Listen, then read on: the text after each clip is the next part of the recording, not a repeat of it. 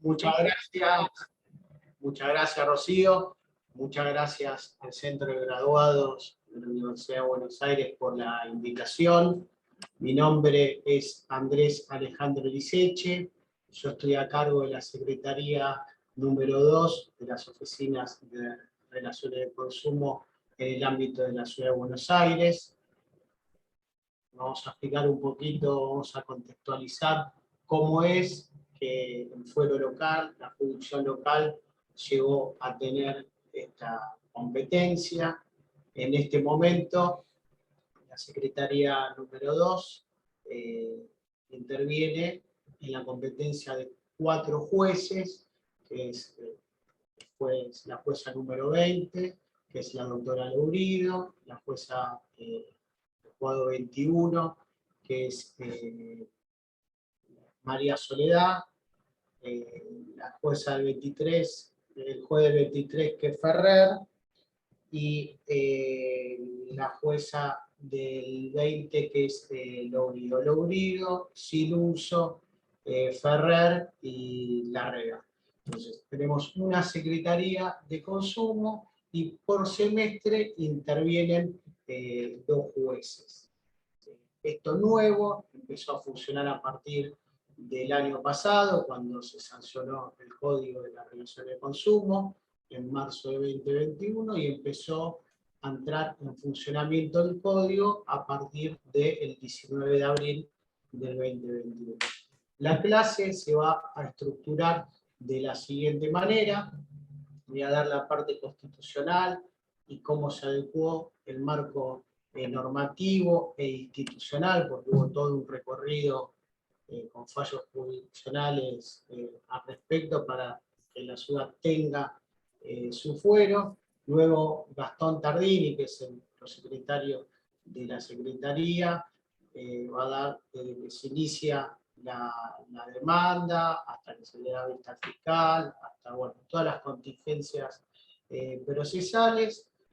Y luego vamos a ver algunos fallos muy interesantes que se estuvieron dando a lo largo de casi año y medio, que también se lo vamos a remitir a través de Rocío, a través del centro graduado, unos fallos que si quieren adelanto que tienen que ver con el trato digno. Por ejemplo, la legislatura de la Ciudad de Buenos Aires normas específicas en relación al funcionamiento de las agencias extrajudiciales de cobranzas. Eso va en consonancia con el artículo 8 bis de la Ley de Defensa del Consumidor. Esto es un derecho de los deudores morosos. Uno puede tener una deuda y el acreedor, el proveedor, va a tener el derecho a embargar, a ejecutar.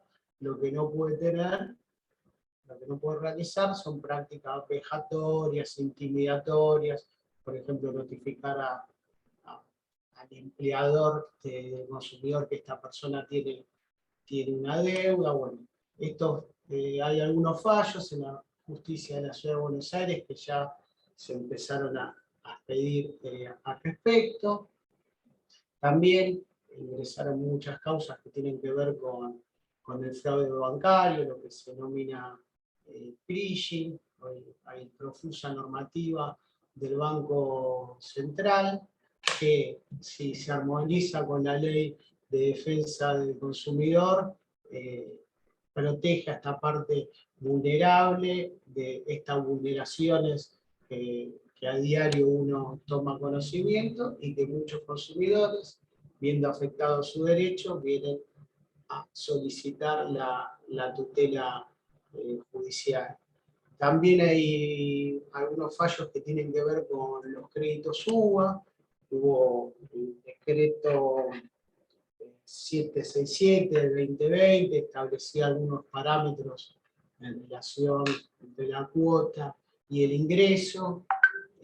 Bueno, a raíz de estas cuestiones, bueno, algunos consumidores que se ven impedidos de poder afrontar la cuota en el valor que le está reclamando el banco. Bueno, hay también algunos fallos en ese sentido, que no son uniformes, pero que se piden al respecto. También hay muchos fallos que tienen que ver con el tema de la pandemia. A raíz de la pandemia, la gente que tenía créditos se le reprogramó a partir del 2020 las cuotas que iban venciendo y que estaban en mora para comunicaciones sucesivas al Banco Central para abril del 2021, y el banco la reprograma y le puede cobrar intereses solamente los compensatorios. Bueno, hay unos consumidores que en la tira de los bancos que le están cobrando no solamente intereses compensatorios, sino también punitorios. Eso tiene una corta vida. La justicia de la Ciudad de Buenos Aires, pero viene expidiendo en distintos temas, como también algunas cuestiones que tienen que ver con los planes de ahorro, algunas medidas cautelares que ordenaron la readecuación de las cuotas, como lo que tiene que ver con que se cumplan las bonificaciones. Hay veces que la concesionaria, el plan de ahorro, no es del todo clara en relación al componente de la cuota, que saben que no es una cuota, a veces se informa como cuota fija, en realidad se le dice cuota fija porque no se le cobra intereses, pero en realidad, como está establecido en el contrato de adhesión, son cuotas móviles, se van ajustando con el valor móvil del automóvil, o sea, con el valor nuevo del precio del mercado. Entonces esto hace que en algunos casos el consumidor no tenga toda la información que exige la Ley de Defensa del Consumidor, específicamente el artículo 4. Entonces, bueno, para contextualizar el tema, existe una justicia de consumo en la Ciudad de Buenos Aires, en donde encontramos su fundamento. Esto tenemos que remontar a la Constitución del año 94, cuando se firma el Pacto de Olivos, el núcleo de conciencias básicas que hacen los distintos partidos políticos. Se sanciona la Constitución. En el artículo 129 se establece que la Ciudad de Buenos Aires tendrá un régimen de gobierno autónomo con facultades propias de legislación y jurisdicción, y su jefe de gobierno será elegido directamente por el pueblo de la ciudad. Una ley garantizará los intereses del Estado Nacional mientras la Ciudad de Buenos Aires sea la capital de la nación. En base a este artículo, bueno, como todos saben, el jefe de gobierno lo eligen los ciudadanos del pueblo de la Ciudad de Buenos Aires, hay una legislatura con 60 legisladores, y se le da la facultad a la Ciudad de Buenos Aires de tener su propio poder judicial, su propia jurisdicción. Pero en toda la materia, como puede ser la materia civil, la materia comercial, en principio, como el artículo 129 de la Constitución establece que hay una ley que garantizará los intereses de la Ciudad de Buenos Aires, se estableció que podía tener, per se, y empezar a funcionar, lo que tenía que ver con la justicia contencioso-administrativa y tributaria, la justicia contravencional y la ley Cafiero, que es la que hacía mención recién, que es la 24588, estableció que también podía tener competencia en materia de vecindad. Hoy tiene competencia en materia contenciosa administrativa, tiene competencia en materia contravencional de faltas, y se incluyó la materia penal, y está pendiente la creación de la justicia de vecindad, y a través de convenio de transferencia, que ahora lo voy a explicar un poquito más adelante, y a través de una interpretación constitucional, y a través de algunos fallos, es que finalmente se crea el fuero de consumo en el ámbito de la Ciudad de Buenos Aires. Para tener una idea, el fuero contravencional es el que tiene que ver con lo que uno conoce como piquetes, que tiene que ver con la venta ambulante, que tiene que ver con la oferta de sexo en la vía pública, y lo que tiene que ver con el CAIT, que son 24 juzgados, es cuando el Estado es parte. Generalmente el Estado es parte cuando reclama una deuda fiscal que tiene que ver con patentes, con ABL, o si no, cuando el ciudadano plantea cuestiones que tienen que ver con incumplimientos del Estado.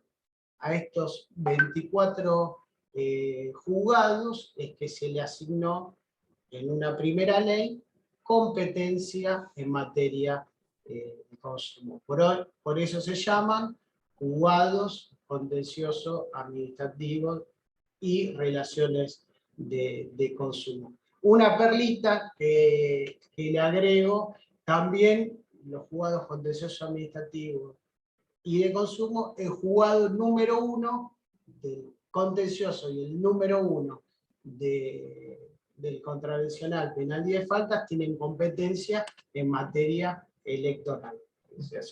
Pero bueno, eso para tenerlo en cuenta. Entonces, tenemos el artículo 129, que le da facultad de jurisdicción, la ley 24.588, que crea las competencias, lo que se conoce como CAIT, y ahí es donde se encuentran los juzgados de consumo.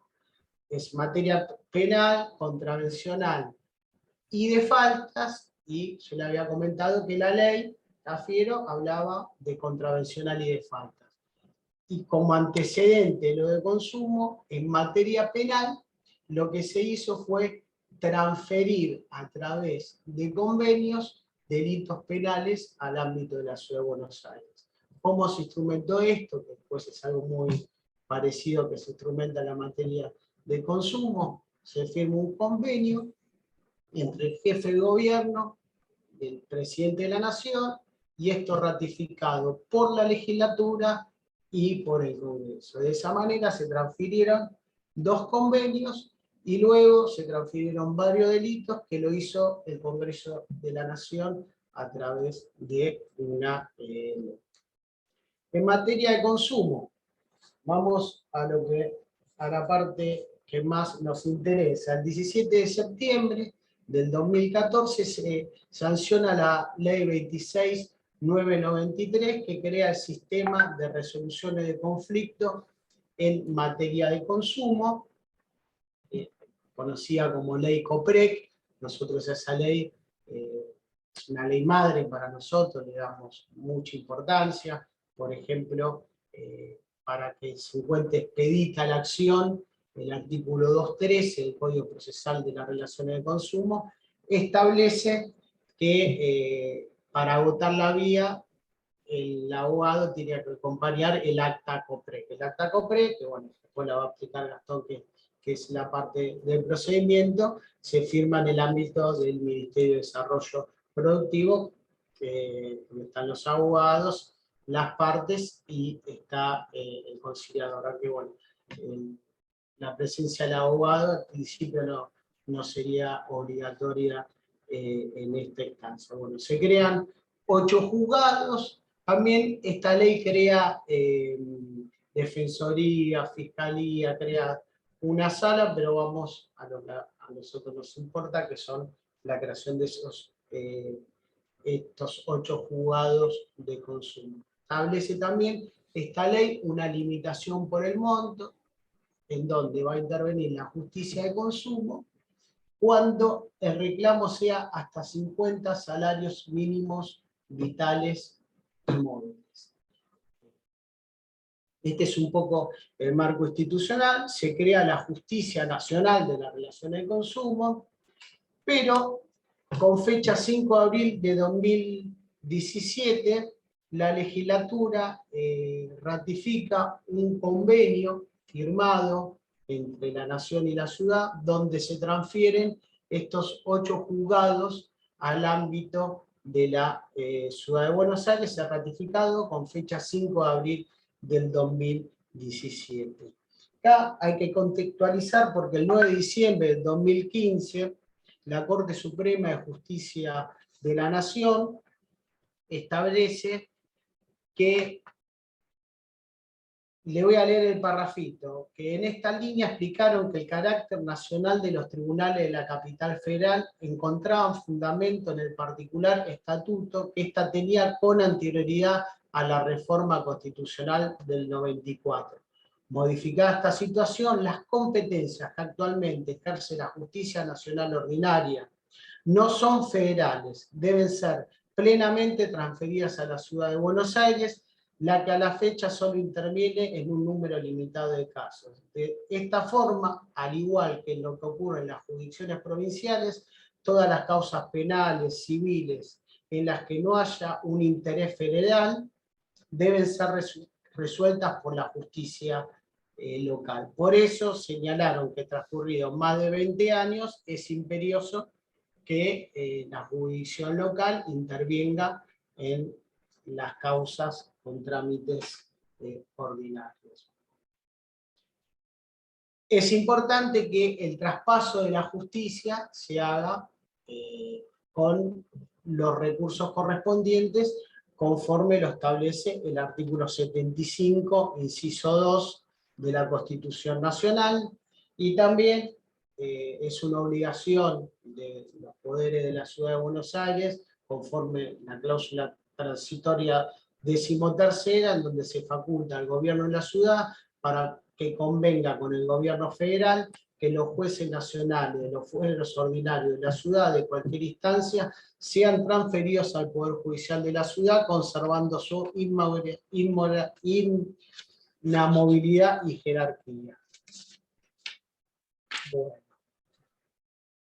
Hasta acá llegamos a este punto que se sanciona la Ley 7, donde se establece que estos de los 24 juzgados del contencioso administrativo y tributario, 6 van a tener competencia en materia de consumo.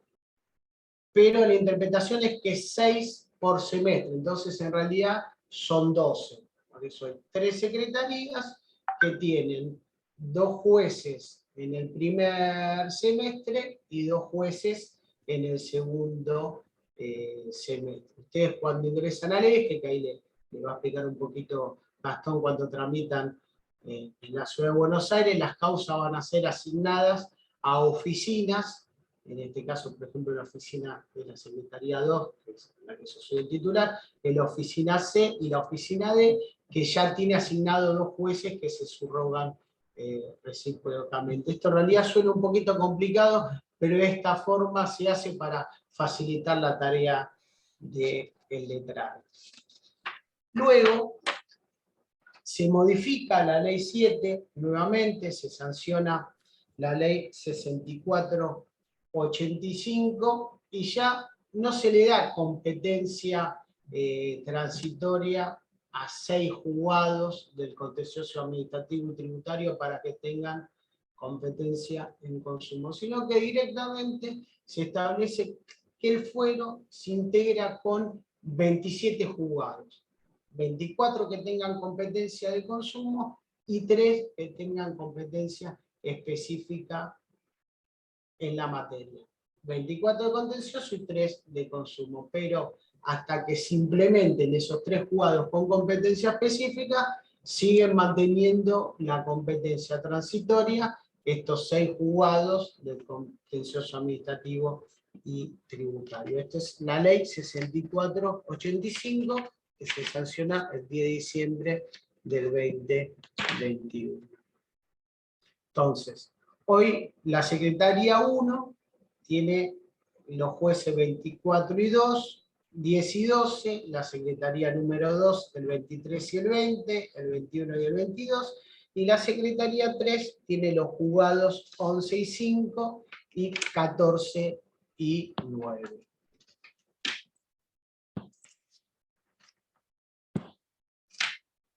Por último, un tema que surgió, que dio bastante debate cuando empezaron a ingresar las causas, fue que con la sanción de la ley 6407, el 11 de marzo de 2021, que es el Código Procesal de la Justicia en las relaciones de consumo en el ámbito de la ciudad, fue promulgada el 19/3 del 2021, pero establecía que entraba en vigencia a los 30 días de su publicación en el boletín oficial. O sea, la ley, el código entró en vigencia a partir del 19 de abril del 2021. Pero lo que sucedía, es que en ese interín, entre el 19 de marzo y el 19 de abril, ingresaban causas al contencioso administrativo y el código no estaba todavía vigente, aunque sí estaba sancionado y promulgado.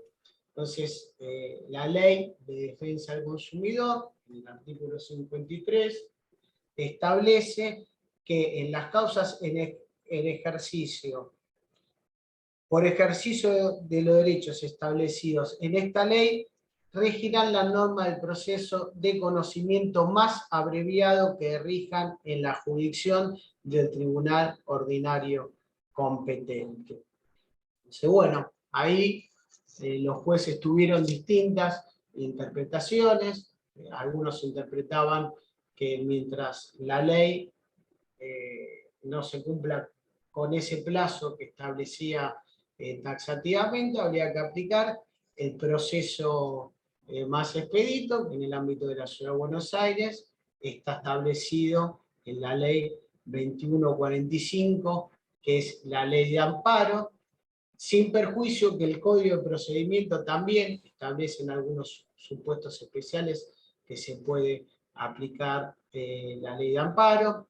Otra posibilidad era aplicar el Código Contencioso Administrativo y Tributario, la ley 189.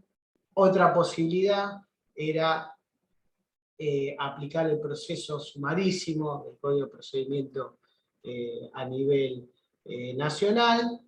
Y otra posibilidad es, como la ley ya estaba sancionada y promulgada, aplicar el procedimiento, la ley está el Código Procesal de Justicia de las Relaciones de Consumo. A los procesos que se le aplicó el proceso de amparo, después se resolvió mediante una resolución judicial cuando estaba vigente el código, por esto de la oralidad, la agilidad, reconducirlo y aplicar la norma del procedimiento correspondiente. Así que bueno, esto es un poquito la introducción constitucional, legal y con algún fallo relativo a por qué la ciudad en este momento tiene un fuero específico de consumo, y ya le voy cediendo la palabra a Gastón Tardini para adentrarnos en lo que es el procedimiento. Bueno, muchas gracias, Andrés. Buenas tardes a todos. Yo soy uno de los prosecretarios que prestan labor en la Oficina de Consumo número 2 y voy a hablar más que nada de los aspectos prácticos o de los aspectos procesales que marca el Código Procesal de Consumo local. ¿Sí? Previo a pasar a analizar los diferentes artículos o los artículos más importantes que tiene el Código Procesal local, me parece importante destacar que nosotros utilizamos un sistema informático distinto al que utiliza el Fuero Nacional, ¿sí? Un sistema informático distinto al del PJN, ¿sí? Como bien dijo Andrés al comienzo, nuestras causas tramitan ante el sistema EGE, ¿sí? Y todo profesional, ya sea como letrado o como perito, se va a tener que dar de alta en el portal del litigante, ¿sí? Que es una oficina que depende del área de informática del Consejo de la Magistratura de la Ciudad de Buenos Aires, ¿sí?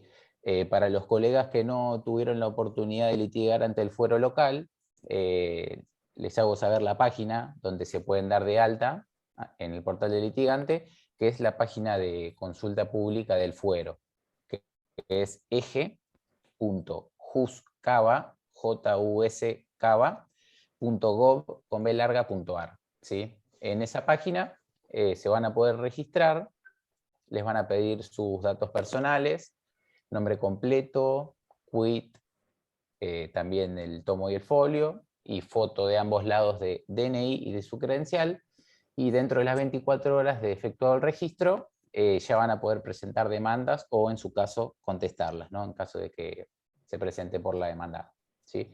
Dicho esto, voy a compartir una filmina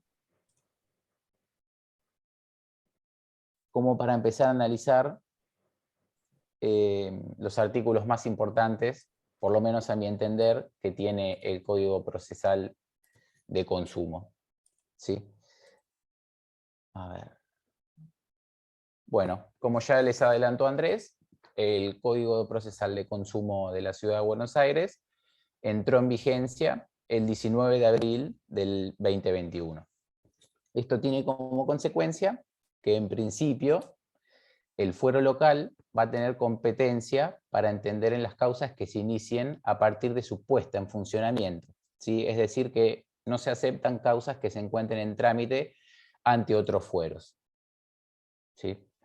El primer artículo que me gustaría analizar es el artículo 5º, que es el que dispone cuando el fuero local es competente, y en su primer inciso dispone que la justicia local va a ser competente toda vez que el consumidor sea actor y cuando la Ciudad de Buenos Aires indistintamente sea el lugar de celebración del contrato, el lugar del cumplimiento de la prestación del servicio, el lugar de la entrega de bienes, el lugar del cumplimiento de la obligación de garantía. También vamos a ser competentes cuando el domicilio del consumidor o del demandado esté en el ámbito de la Ciudad de Buenos Aires, o cuando el consumidor realice actos necesarios para la ejecución del contrato dentro del ámbito de la Ciudad de Buenos Aires. El segundo inciso, que dispone el Código de Consumo, en las causas que vamos a entender, son aquellas que involucren relaciones de consumo y refieran a fideicomisos inmobiliarios que estén inscriptos en el ámbito de la Ciudad de Buenos Aires. A su vez, se van a poder iniciar procesos colectivos de relaciones de consumo que estén descriptas en el inciso 1 recientemente analizado. También vamos a ser competentes en las causas donde el proveedor sea actor, y en las causas también referidas a servicios públicos que se presten exclusivamente en el ámbito de la Ciudad de Buenos Aires. Sí, mayormente los servicios públicos que se relacionen con el subte, el taxi, como muchos otros. También vamos a entender en la ejecución de los acuerdos homologados por autoridad de la aplicación en los términos de la Ley 757 de la CABA. También vamos a entender en la ejecución de acuerdos COPREC, ¿sí?, regidos por la Ley Nacional 26993, en la ejecución de acuerdos conciliatorios que se celebren en la oficina dependiente del Consejo de la Magistratura de la Ciudad de Buenos Aires. También vamos a entender en la ejecución de resoluciones sancionatorias en los términos de la Ley 757 de la CABA. También vamos a entender en la ejecución de laudos emitidos por los tribunales arbitrales de consumo de la ciudad, que acá corresponde hacer una aclaración, ya que todavía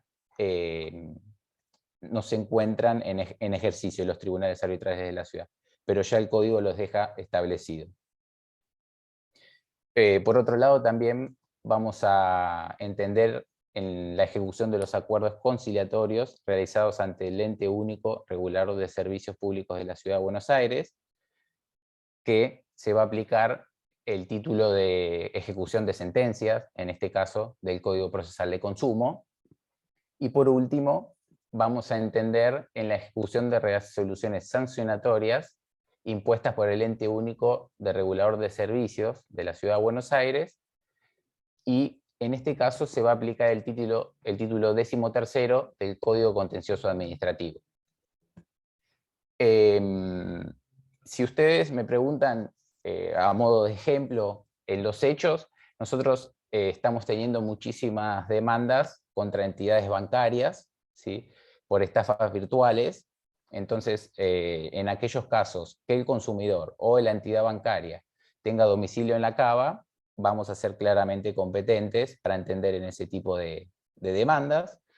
Otras demandas que también se vienen iniciando bastante ante el fuero, y como ya adelantó Andrés, son aquellas demandas en donde se pide la nulidad de los contratos en el marco de planes de ahorro, ¿sí?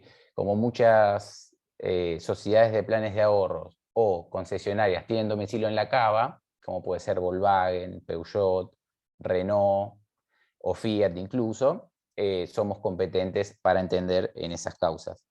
Una aclaración que quiero hacer, porque muchas veces nos pasa, y por ahí para los efectos prácticos, para los letrados de la matrícula, está bueno comentarlo, es que la justicia local de consumo no va a entender en aquellas causas que tengan como demandados a aerolíneas aéreas, ¿sí? Esto es por lo dispuesto en el artículo 63 de la Ley de Defensa del Consumidor, que dispone que todo lo que se relacione con el contrato de transporte aéreo se va a regir por el Código Aeronáutico. Motivo por el cual, por lo menos hasta ahora, en las 3 oficinas de primera instancia de consumo, nos venimos declarando incompetentes, y esto mismo es confirmado por la Cámara, ¿sí? Otro aspecto que me parece importante destacar es que en el Código Procesal de la Ciudad de Consumo no está previsto la recusación sin causa, ¿sí? Como así también tampoco está previsto el día de nota, ¿sí? Esto es muy importante, ya que el Código dispone que todas las providencias van a ser notificadas el día de su dictado, ¿sí? Salvo aquellas, obviamente, que específicamente disponga el código que se deben hacer por cédula, ¿sí? Como por ejemplo, claramente el traslado de demanda o la notificación de una audiencia. Pero como regla, entonces, todas las notificaciones que se dicten a través del proceso se van a notificar el mismo día que son dictadas. Otro aspecto importante, por lo menos para mí, para analizar, es cuándo se encuentra habilitada la instancia, y esto está previsto en el artículo 213 del Código, ¿sí?, que enumera taxativamente qué actas son válidas a fin de tener por habilitada la instancia.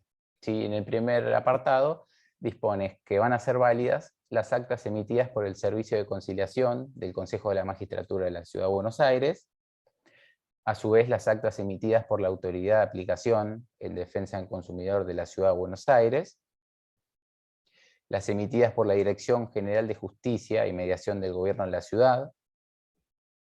También van a ser válidas las actas de cierre sin acuerdo tramitadas ante el Ente Único Regulador de Servicios Públicos de la Cava.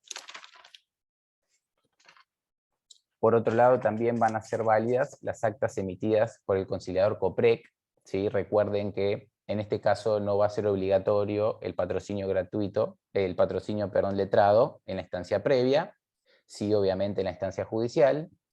Y también es importante remarcar,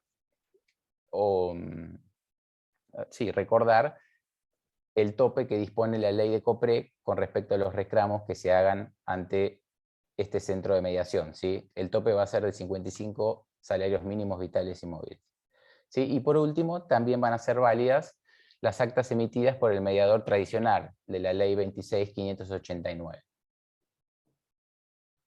Con respecto a la legitimación activa, el artículo 35 del Código dispone que van a poder iniciar acciones de consumo las personas enunciadas en el artículo 1 de la Ley de Defensa del Consumidor. Estos son los consumidores usuarios, ¿sí?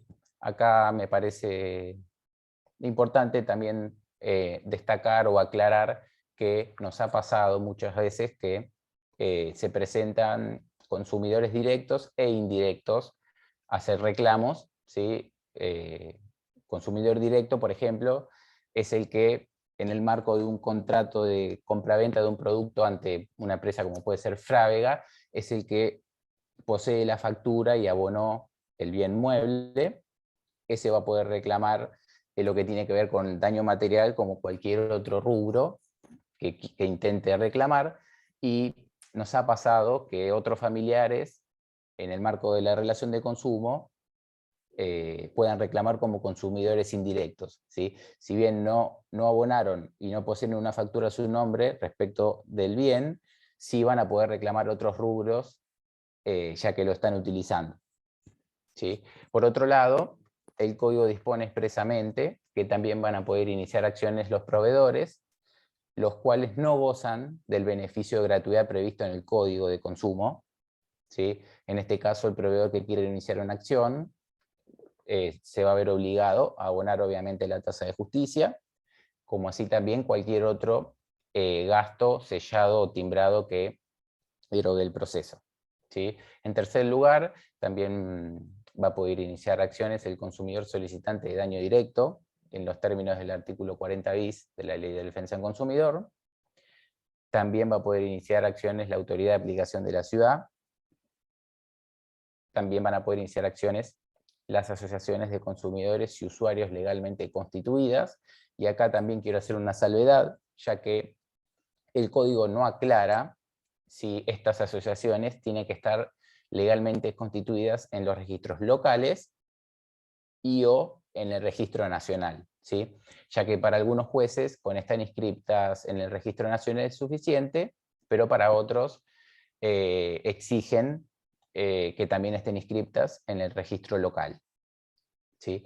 También van a poder iniciar acciones la Defensoría del Pueblo y los Ministerios Públicos Tutelar, de la Defensa y el Ministerio Público Fiscal, ya que como sumado a que el Ministerio Público Fiscal puede intervenir como parte, también va a actuar obligatoriamente como fiscal de la ley, encontrándose incluso legitimado para ofrecer prueba y hasta para interponer recursos a fin de salvaguardar los derechos de los consumidores usuarios.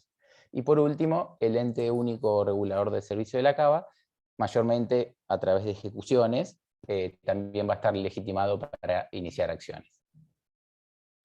Con respecto a los domicilios que las partes deben constituir en el sistema eje, es importante remarcar lo que dispone el artículo 36, ¿sí?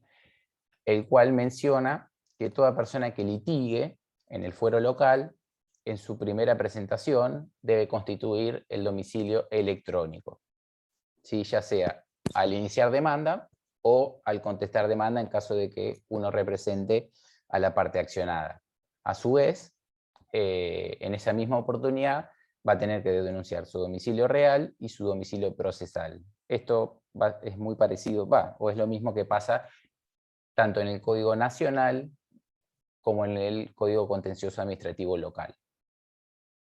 Y con respecto a las notificaciones, el artículo 82 del Código Procesal de Consumo establece que todas van a efectuarse a través de las oficinas judiciales, ¿sí? Recuerden, como ya dijimos, hay 3 en primera instancia. Se van a notificar todas las resoluciones a través de la oficina y en forma electrónica, incluidas aquellas notificaciones que se tengan que hacer a los diferentes ministerios públicos y o cualquier otro funcionario que esté presentado en el proceso. Otro punto importante que corresponde mencionar es el principio de gratuidad dispuesto en el artículo 66 del Código, ¿sí? Y este principio lo que dispone es que todas las acciones judiciales promovidas por los consumidores van a gozar del principio de gratuidad, que a su vez está previsto en los artículos 53 y 55 de la Ley de Defensa del Consumidor, ¿sí? Esto tiene como consecuencia que todas las acciones van a estar exentas del pago de tasa de justicia, timbrados, sellados como así también cualquier otro gasto que pueda irrogar el juicio, ¿sí? No obstante a ello, los proveedores van a poder hacer cesar este principio de gratuidad o este beneficio de gratuidad que posee el consumidor a través del incidente de solvencia, ¿sí?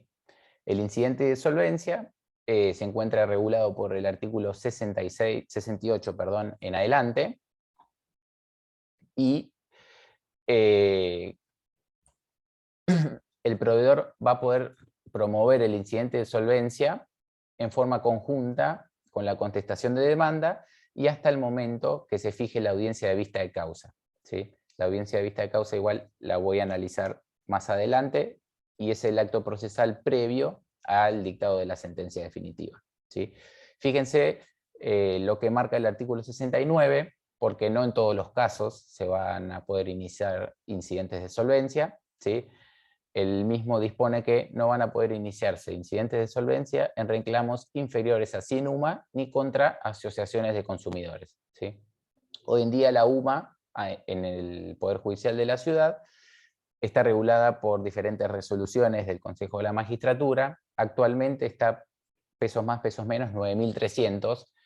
Esto quiere decir que se van a poder iniciar incidentes de solvencia en los reclamos cuyo monto excedan los 930.000 pesos, ¿sí? No para cualquier reclamo se va a poder estar iniciando este tipo de incidente, ¿sí? En cuanto a lo procesal o en cuanto a lo que dispone el código a seguir una vez iniciado el incidente de solvencia, básicamente lo que establece el código es que se le tiene que dar traslado al consumidor por el término de 3 días, a fin de que se pueda defender y ofrecer la prueba de la que intente valerse, y una vez notificado al consumidor, se le corre vista al representante del fisco a fin de que manifieste lo que estime corresponder, ¿sí? Una vez que vuelve el incidente del representante del fisco, se va a abrir a prueba el incidente de solvencia, y una vez que están todas las pruebas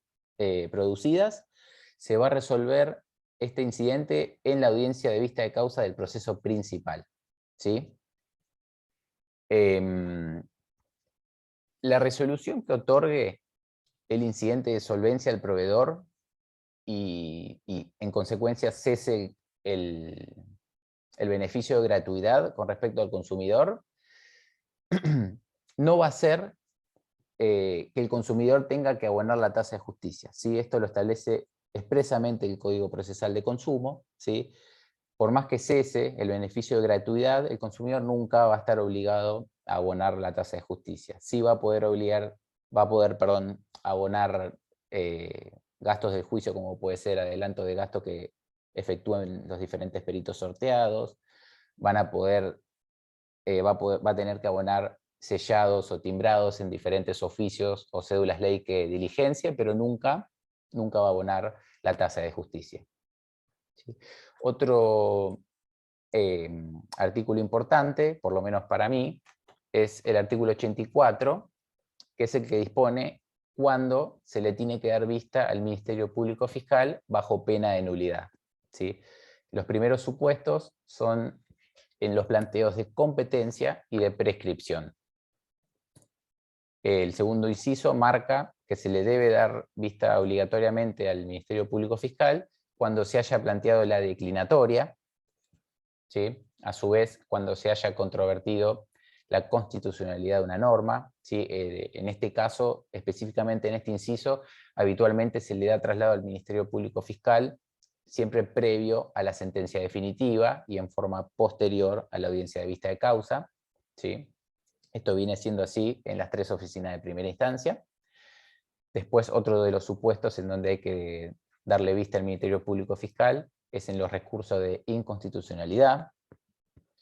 También hay que notificar a este ministerio para notificarlo de la audiencia de apertura prueba y de vista de causa, ¿sí? Recordemos que, además de poder actuar como parte, el Ministerio Público Fiscal está facultado para ofrecer prueba o para apelar cualquier tipo de providencia, ¿sí? A su vez, se le va a correr vista al Ministerio Público Fiscal cuando las partes hayan arribado a un acuerdo y previo a su homologación, ¿sí? Esto tiene como objeto que el Ministerio Público Fiscal analice o controle cada una de las cláusulas que estén contenidas en el convenio a fin de evitar que se puedan ver vulnerados los derechos del consumidor.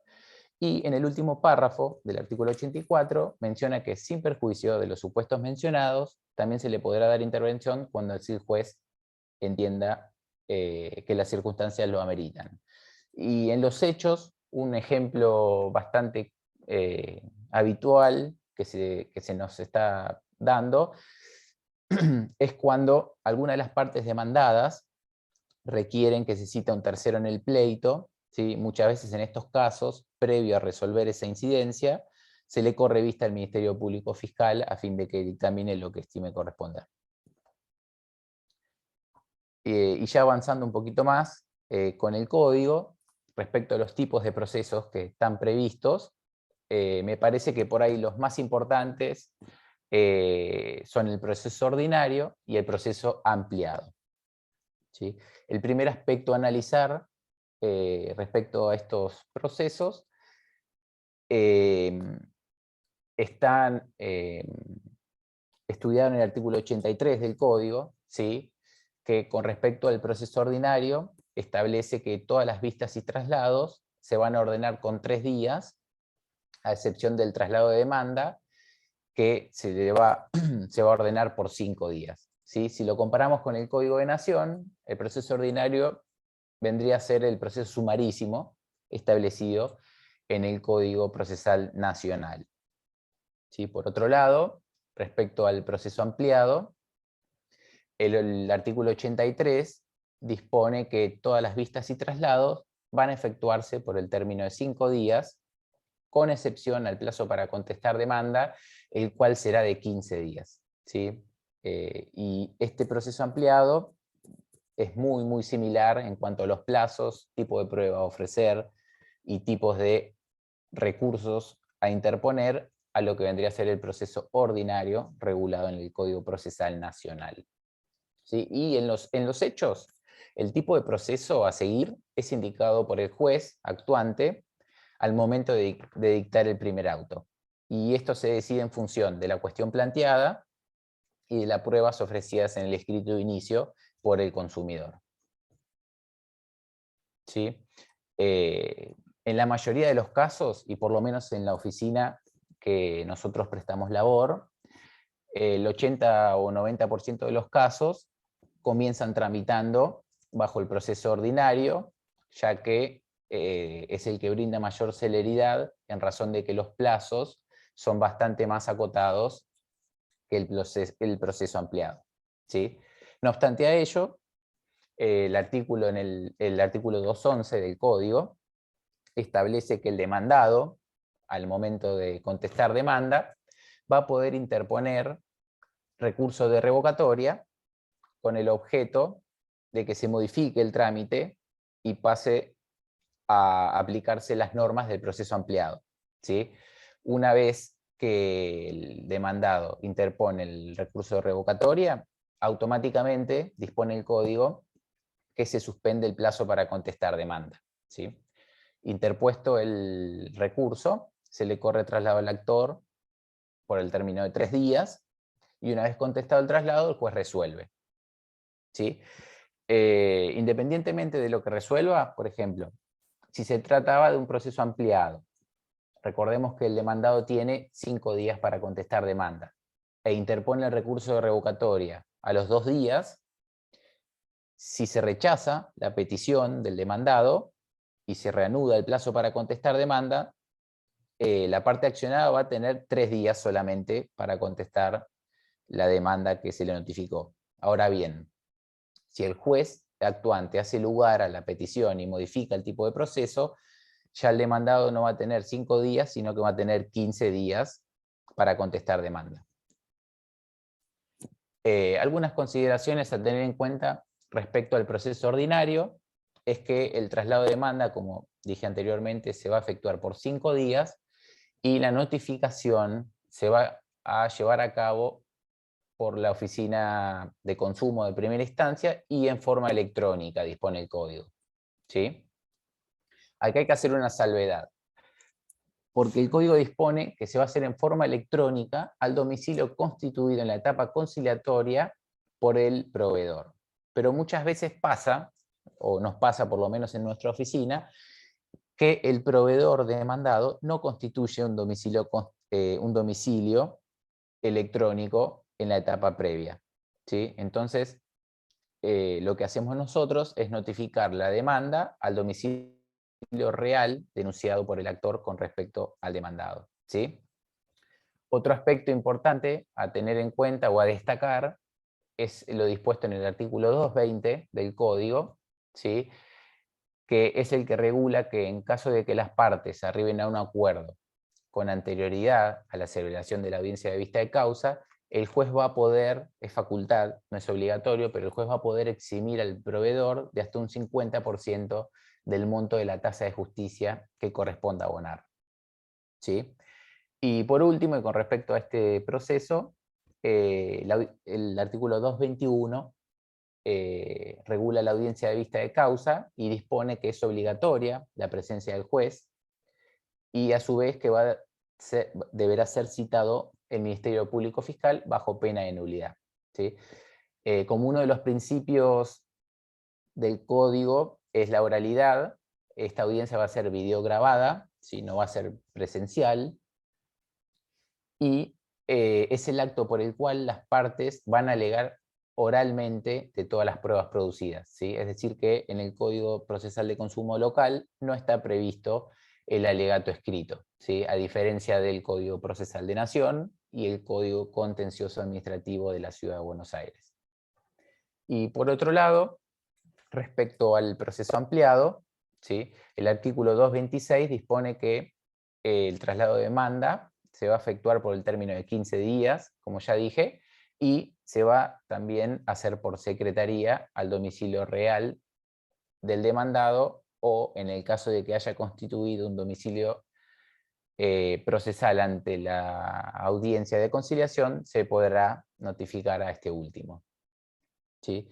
La audiencia de vista de causa también se va a hacer en la forma prescripta por la audiencia de vista de causa del proceso ordinario, y en el caso del proceso ampliado se dispone que el juez, una vez finalizada la audiencia, va a llamar autos a sentencia, la cual va a tener que dictarse dentro de los 30 días posteriores a finalizada la audiencia de vista de causa, ¿sí?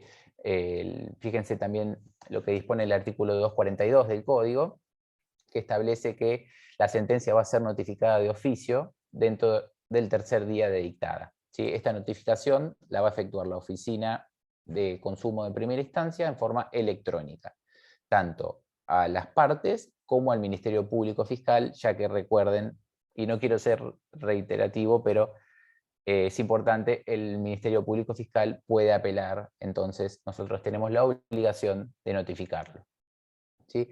Y el último supuesto que me gustaría analizar es lo dispuesto en el artículo 165 del Código Procesal de Consumo, que es el archivo por inactividad, ¿sí? Como en el Código Procesal de Consumo Local no está previsto el instituto de caducidad de instancia, el legislador le dio la facultad al juez de poder intimar por el término de 5 días a que la parte formule peticiones bajo procedimiento de archivar el expediente, ¿sí?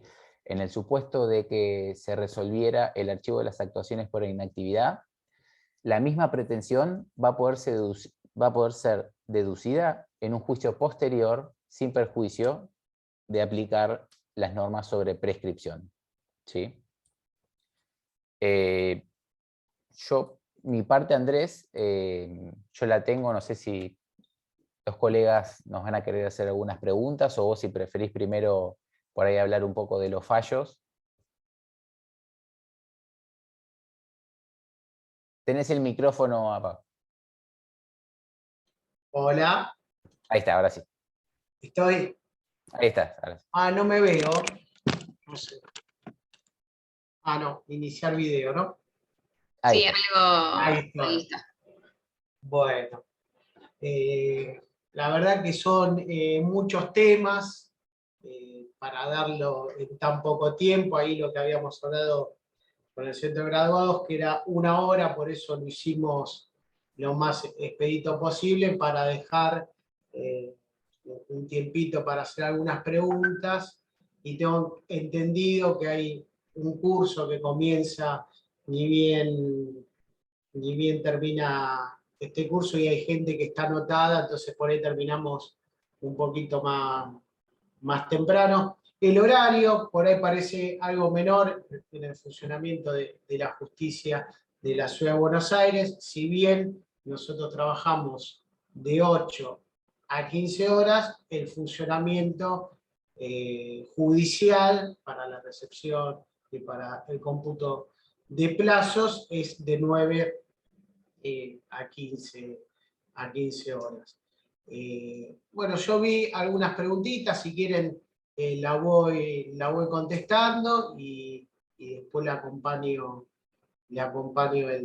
los fallos que estuvimos viendo, y también yo no tengo ningún inconveniente, le dejo mi mail, obviamente con lo que no tenga que ver con causas en trámite, sino con procedimiento en general, en la medida de lo posible para evacuar alguna duda que esté surgiendo, y bueno, y el compromiso de acompañar estos fallos de PRIGI, de lo que tiene que ver con estos créditos que fueron reprogramados y que se cobran intereses distintos, como le comentaba Gastón, los que tienen que ver con el derecho a la información y los planes de ahorro. Ahí, bueno, ¿dónde surgen las causas del COPREC? Bueno, como muy bien lo comentaba Gastón, el artículo 213, que es la instancia prejudicial, o sea, no solamente ingresan causas a partir de esta vía antes del fuego de consumo para iniciar una causa con esta temática, si uno tenía que ir exclusivamente al COPREC. Hoy hay distintos supuestos. Hoy tenemos, vieron que en la Ciudad de Buenos Aires está la ley 757, que uno hace la denuncia, puede tramitar en cualquiera de las 15 comunas, y antes de la sanción del código había una instancia de conciliación, y si no había un acuerdo, se iniciaba el sumario administrativo. Una vez inició el sumario administrativo, la autoridad administrativa podía imponer la multa y además un daño directo. Eso también está vigente, se sigue aplicando. Este daño directo es apelable, si bien no está establecido específicamente en la 757, pero el consumidor, el daño directo, para los que no lo tienen del todo claro, es un daño que lo fija la autoridad administrativa, en este caso la autoridad de defensa del consumidor, en el marco del procedimiento sancionatorio, que se puede apelar al fuero de consumo, pero no a la primera instancia, o sea, no a estos 6 jueces que tienen competencia en este momento, sino que se apelan a través del recurso directo a través de la Cámara. Pero ¿dónde interviene la justicia de consumo, independientemente del procedimiento administrativo, de la sanción y el recurso directo ante el fuero? Si esta instancia de conciliación no se llega a un acuerdo, funciona esta acta con los mismos alcances que el acta COPREC. O sea, con esa acta usted puede iniciar una acción de daños ante el fuero de consumo, y nosotros vamos a tener como agotada la vía la constancia emitida por la Dirección de Defensa del Consumidor.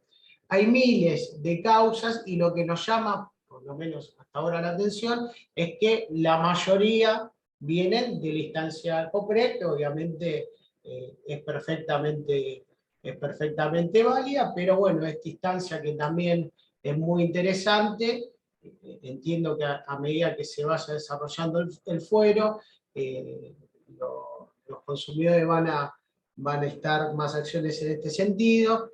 También el código establece que el Consejo de la Magistratura, justamente por el tema de la facilidad de que sea algo sencillo, puede tener modelos de inicio de demanda preimpreso. Eso está establecido expresamente en el código. Entonces, tenemos instancia COPREC, tenemos instancia de la ley 757 en el marco del ámbito de las comunas de la Ciudad de Buenos Aires. Después hay otros supuestos que también tienen que ver con la mediación prejudicial, que también es una instancia que la damos como válida porque así lo establece el artículo 213 del Código Procesal de la Relación de Consumo. Y después se incorporó la ley, cuando se sancionó no estaba en el proyecto, que hay otro organismo de mediación vecinal que también tendría competencias para hacer un área como instancia previa que agota la vía a los efectos de poder instar la acción de consumo. También el Consejo de la Magistratura recientemente emitió una resolución donde se está convocando a conciliadores, en el ámbito de la Ciudad de Buenos Aires, también que va a ser otra vía para que se puedan instar los procedimientos ante el fuero. Por eso, no solamente es COPREC, sino del ámbito del gobierno de la Ciudad de Buenos Aires hay por lo menos dos organismos, que es Defensa del Consumidor y este organismo de mediación comunitaria. A nivel nacional tenemos los conciliadores, no me sale la palabra, conciliadores, perdón. Y bueno, y también la instancia de mediación prejudicial que todo el mundo conoce. Y en el ámbito de la ciudad, que no del gobierno de la ciudad, sino del Poder Judicial, este ámbito de conciliadores que lo está reglamentando el Consejo de la Magistratura. Ahí, si bien la ley COPREC establece que en el artículo 17, si mal no recuerdo, los requisitos para el cierre de la instancia, nosotros por la aplicación de la norma adquisitiva, por la celeridad,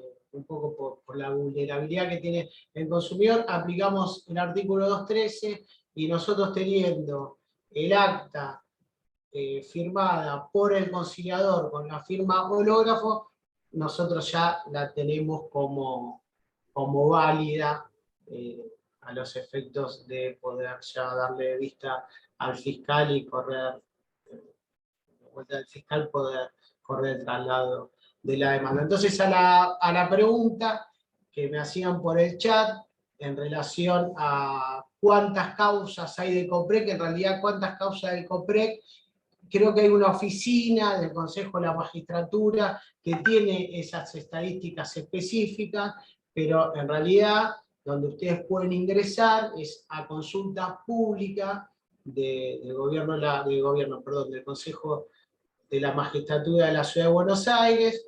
Ahí lo que tienen que poner el objeto de la causa es relaciones de consumo, porque si no le van a aparecer todas las causas del KIT, y en el título, ahí ponen el tema que quieren buscar, el contrato bancario, transporte aéreo, y ahí le van a aparecer todas las causas en trámite, y bueno, después uno tendría que ver en la casuística cuál es la instancia conciliatoria previa que viene o del COPREC o del gobierno de la ciudad, como les decía, Defensa del Consumidor o mediación comunitaria, o del Consejo de la Magistratura de la Ciudad de Buenos Aires.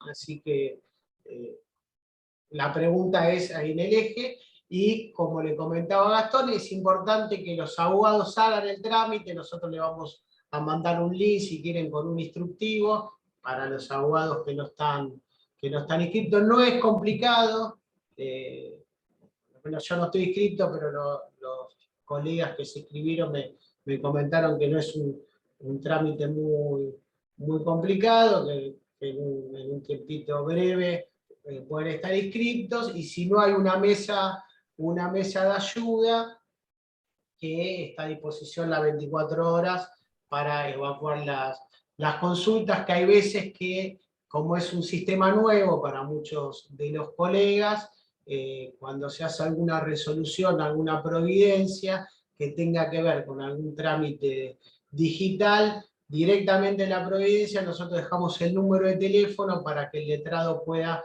evacuar cualquier duda con sistemas en relación al trámite de la causa. Después, otro temita que es controvertido, yo no digo que no, que es el tema del transporte aéreo, con el artículo 63 de la Ley de Defensa del Consumidor, establece que se aplica el Código Aeronáutico y las convenciones internacionales, Montreal, no lo dice el artículo, pero bueno, entonces se aplicaría el artículo 150 y intervendría la justicia federal, porque así lo establece el Código Aeronáutico para esa materia. El tema es, bueno, no es una jurisprudencia del todo pacífica, hace poquito hay un fallo que se lo voy a acompañar de la Sala 2, el fallo Castillo, que cuando hay un contrato de transporte aéreo, pero en realidad se demanda a la agencia, en principio la Ciudad de Buenos Aires sería competente. Así que es algo que está en disputa, la mayoría de los jueces de primera instancia y de las salas, cuando se demanda a la compañía aérea y cuando se demanda a la agencia de turismo, se declara la incompetencia y se repite al fuero federal. Lo que no quiere decir, y hay un fallo Moraje que es muy interesante, que porque intervenga la justicia federal no puede aplicar las normas tuitivas, es una competencia subjetiva, no solamente por la materia.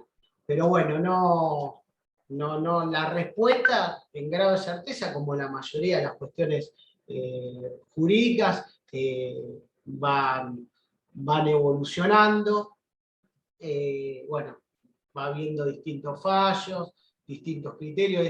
Recuerden que es un fallo, es un fuero nuevo que está asentando los primeros fallos judiciales en esta materia. Un tema interesante también, así como un dato de color, en relación al daño punitivo, Mirraji, hay un fallo que en un proceso ejecutivo la Ciudad de Buenos Aires aplicó este instituto del daño punitivo, y hace poquito en el juzgado número 12, si mal no recuerdo, también en un procedimiento de ejecución de acuerdos COPREX. Se acuerda que la Ciudad de Buenos Aires es competente este fuero para el trámite de ejecuciones de acuerdos incumplidos.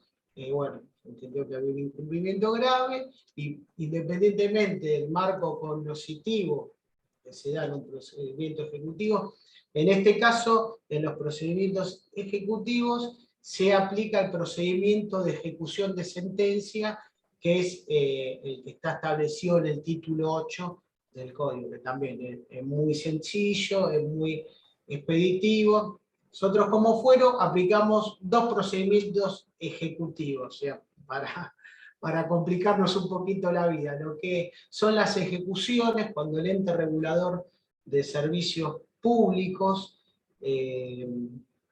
impone una multa, por ejemplo, a base o al alumbrado público, y esta empresa no lo cumple, eso emiten un certificado de deuda y lo ejecutan ante el fuero contencioso administrativo y tributario y relaciones de consumo. Eso lo hacían siempre. Ante los juzgados, como les comentaba anteriormente, a partir de la sanción del código, intervienen no los 24 juzgados, sino los jueces que tienen competencia en consumo. Y ahí es uno de los antecedentes donde no se aplica procedimiento de ejecución de sentencia, sino se aplica el procedimiento de ejecución fiscal que establece la ley 189 en la parte pertinente del Código Contencioso Administrativo y Tributario. Más, hay muchos jueces que a partir de la entrada en vigencia del Código se declaran incompetentes y piden que dentro del fuero se resortee el expediente para que intervengan para que intervengan los jueces, los 6 jueces que tienen competencia en consumo. La verdad que se da mucha casuística cuando hay ejecuciones de acuerdos incumplidos. Hay veces que, por ejemplo, además de la ejecución del acuerdo, solicitan daños. Bueno, ahí siempre lo cito a Gastón, el prosecretario, que la verdad que es muy importante en los trámites del juzgado, pero bueno, por el artículo 84, donde puede dar intervención al fiscal, uno solicita un dictamen, y bueno, el dictamen es muy interesante en ese sentido. Es, bueno, el actor, si es juicio ejecutivo, no podés reclamar daños. No digo que no se puedan reclamar daños, pero que acuda por la vía correspondiente. Hubo un interlocutorio, una resolución, si mal no recuerdo, el fallo Pintos, que justamente se resolvió esta cuestión. En primer término se intimó al actor para que aclare, porque hay daños. El juicio ejecutivo al mismo tiempo es un poquito complicado para resolver el primer auto. El actor insistió que quería las 2 cosas al mismo tiempo, y bueno, previo dictamen fiscal hubo una interlocutoria donde se resolvió que si estás ejecutando un acuerdo, se tramita por el procedimiento de ejecución de sentencia y no por el procedimiento ordinario. Salvado esto, hay jurisprudencia que está aplicando a las ejecuciones de sentencia, a la ejecución de acuerdos incumplidos, el daño punitivo, más específicamente el fallo Miraji, y recientemente un fallo si mal no recuerdo, también del juzgado número 12, que obviamente se lo vamos a remitir, que entiendo bastante innovador. Bueno. Yo, Andrés, estuve intentando a través del chat ir contestando algunas de las preguntas, Perfecto. como para no interrumpirte también mientras estabas hablando. Lo que sí vi que un colega hizo una consulta respecto a qué pasaba o qué fuero era competente si se demanda una compañía de seguros. ¿Sí? Nosotros, por lo menos en nuestra oficina, tuvimos varios casos y los jueces actuantes separaron 2 supuestos. En el supuesto de que se esté pidiendo la nulidad de alguna cláusula del contrato de seguro, nos hemos declarado incompetentes y hemos remitido las actuaciones a la justicia comercial, ¿sí? Entendiendo que era materia mercantil. Este caso se encuentra apelado, está tramitando en Cámara y todavía la Cámara del Fuero no resolvió. Ahora bien, el otro supuesto se dio en el marco de uno de los casos, acá estoy leyendo caso Watson, sí, uno es Watson y otro es Copelián, ¿sí? Están en Cámara esos 2 casos y todavía no han sido resueltos.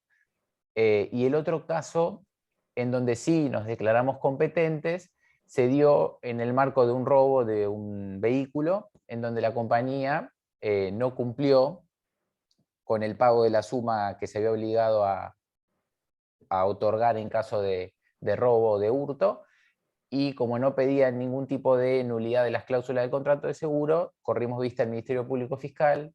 El fiscal dictaminó que para él éramos competentes y la jueza actuante se declaró competente, ¿sí? Esos serían los 2 casos que por lo menos hasta ahora en nuestra oficina de Gestión Judicial 2 nos ha tocado, ¿sí? Después también otro colega consultó si la prueba se ofrece con el escrito de inicio, y esto es así, de acuerdo a lo que dispone el artículo 214 del Código Procesal de Consumo de la Ciudad, y el doctor Bontá también consultó aquellas providencias que no indican la notificación por cédula. En ese supuesto, la acción de dejar nota suspendería el plazo. Nosotros entendemos que no, ya que el código no dispone expresamente que los días martes y viernes van a ser de nota, motivo por el cual si hay una providencia que se dicta y no establece el notifíquese electrónicamente, que tradicionalmente se pone cuando hay que notificar por cédula electrónica, nosotros entendemos, por lo menos en nuestra oficina, y tengo entendido que las otras dos también, tomamos como que se ha notificado en el día de su dictado, ¿sí?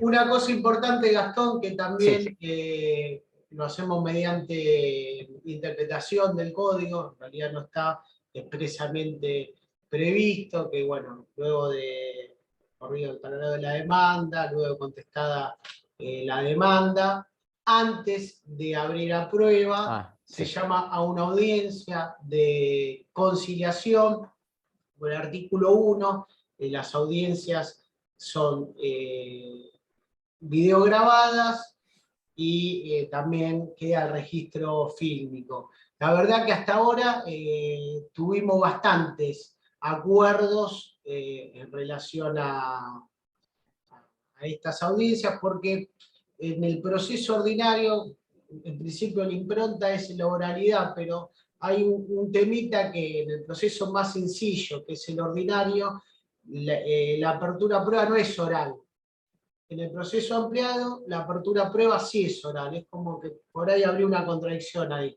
Y lo importante es poder tener contacto con las partes, tratar de acercar posiciones. Entonces, lo que estamos haciendo es que previo a resolver la apertura a prueba, tomamos una audiencia de conciliación que es en forma virtual, siempre haciendo la aclaración de que si hay un acuerdo, se hace, el juez tiene la facultad de no cobrarle al proveedor un 50% de lo relativo a la tasa de justicia. Ahora, si el acuerdo es en la audiencia de juicio, que es en la audiencia de vista de causa, esa reducción de la tasa de justicia es de un 25%.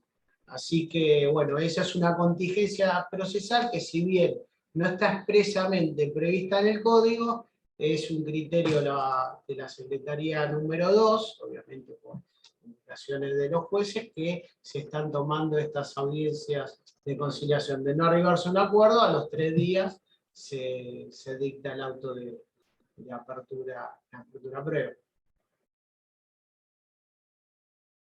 Donde da... Profe, acá me están pidiendo, me están diciendo, Rocío, no te olvides de pedir que manden el Power y que manden material, así que hago el pedido. Y quédense tranquilos que en cuanto a los profes nos envíen el material, nosotros lo vamos a estar enviando por mail a sus correos electrónicos. Así que no lo tienen que pedir a graduados, tampoco el certificado. Recuerden que la asistencia la descargamos nosotros por Zoom. ¿Cómo se sortea la ejecución? Eso no sé si... sin acuerdo COPREC homologado. ¿Cómo se sortea la ejecución sin acuerdo? No, el artículo 5 establece que para que se aplique el proceso de ejecución de sentencia, eso el juzgado, o sea, la Secretaría, nosotros lo vamos a pedir. Si hay un acuerdo homologado, tiene que estar la disposición del Ministerio de Desarrollo Productivo homologando el acuerdo. Si no, no se le puede dar el trámite de ejecución, porque así específicamente lo establece la ley. Acuerdo homologado significa que está el acuerdo y está la disposición. Y si no está el acuerdo, nosotros lo que generalmente por el artículo 182, que también de la práctica profesional tratamos de hacer el trámite lo más sencillo posible, que es el 182, era el 400 del Código Procesal Civil. Bueno, no pedimos ello, directamente es confección y diligenciamiento de la parte, a los efectos de que puedan hacer el trámite del Ministerio de Desarrollo Productivo y nos puedan acompañar esa disposición. Obviamente lo que tienen que acreditar es el diligenciamiento, que ahí sí el tribunal va a constatar de que lo que están pidiendo es efectivamente lo que se ordenó en el trámite judicial. Sí, yo quiero agregar... No hay un monto máximo para acceder al fuero de consumo. Eso. ¿Querés que la conteste yo? No, lo que vos prefieras, sí, lo que vos prefieras. Sin perjuicio de lo que se dispone en la instancia previa de COPREC, nosotros, por lo menos hasta ahora, no tenemos órdenes de los jueces de aplicar un tope máximo en el consumo, en el fuero de consumo. Tuvimos varias ya demandas, en el caso de robo de vehículos contra compañías de seguro, se han presentado incluso a contestar demandas y ninguna ha opuesto una defensa o ha manifestado algo respecto a un monto máximo en el ámbito del fuero local. Así que por ahora ese aspecto no fue tratado. Claro, y por eso también la intención del legislador es que no exista ese monto, por eso el 2.3, inciso 6, establece que uno pueda agotar la vida ante el COPREC, que son 55 salarios, o las actas emitidas por el mediador prejudicial. Así que hasta ahora no sé, pero seguramente es una cuestión que se planteará en breve y bueno, se resolverá judicialmente. Pero sí, nosotros lo vimos, está contemplado en el 213 y hablando mal y pronto, se avanza, ¿no?, en la causa, hasta que exista esa contingencia procesal.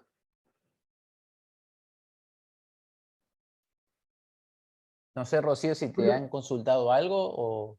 No me llegó ninguna otra Ah. pregunta más de las del chat. No sé si alguien quiere hacer, ya que estamos entrando en los últimos minutos, si alguien quiere hacer, le queda alguna duda. No está contemplado Manuel Chiarello, tampoco está previsto la plupestitio, no está previsto en el código. Rubro Bueno. sí, el daño punitivo, obviamente que se puede reclamar, y también, si bien queda el arbitrio del juez, al presentar la demanda uno puede establecer algunos parámetros para que después el juez tenga alguna herramienta más para resolver si es procedente, ¿no? Después, una cosa que quedó pendiente, la doctora perdón si pronuncio mal el apellido, pero Lavajeta consultó si en causas donde tanto la tarjeta de crédito como los bancos hacen caso omiso a un desconocimiento, siempre que o el domicilio del actor o el domicilio del demandado, en este caso una entidad bancaria, esté dentro del ámbito de la Ciudad de Buenos Aires, no debería en principio haber problemas para iniciar una demanda ante nuestro fuero local, ¿sí? Sin perjuicio de la defensa que puedo poner después la entidad bancaria en caso de que sostengan que es otro el fuero competente, ¿sí? Pero todas las veces que han iniciado o las causas que tenemos con este objeto en nuestro fuero, nos hemos declarado competentes y los bancos no han opuesto una defensa en ese sentido. Bueno, una pregunta de Claudio, ojo, igualmente nosotros le damos la interpretación de que, bueno, que el juez aplica el derecho, pero encabezan la demanda solicitando daño directo. El daño directo es algo que impone la autoridad administrativa y es apelable a través de recurso directo ante la Cámara del Fuero. No se pide en primera instancia porque tampoco es una facultad del juez otorgar el daño directo. No puede interpretar que cuando el abogado solicita daño directo está solicitando un daño material. Pero bueno, eso también tiene que quedar claro porque son dos cuestiones distintas. ¿Se entendió? Más o menos.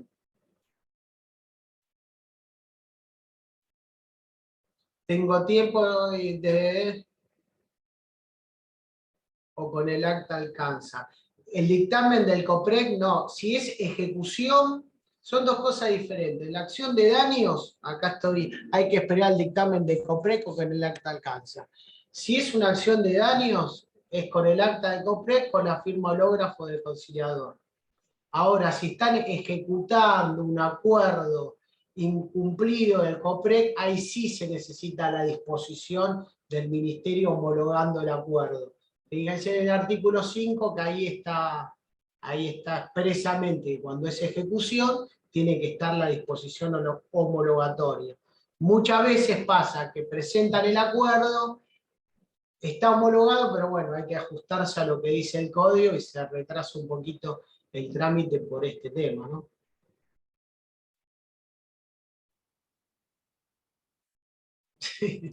Bueno, acá hay un amigo, me parece que Franco, un comentario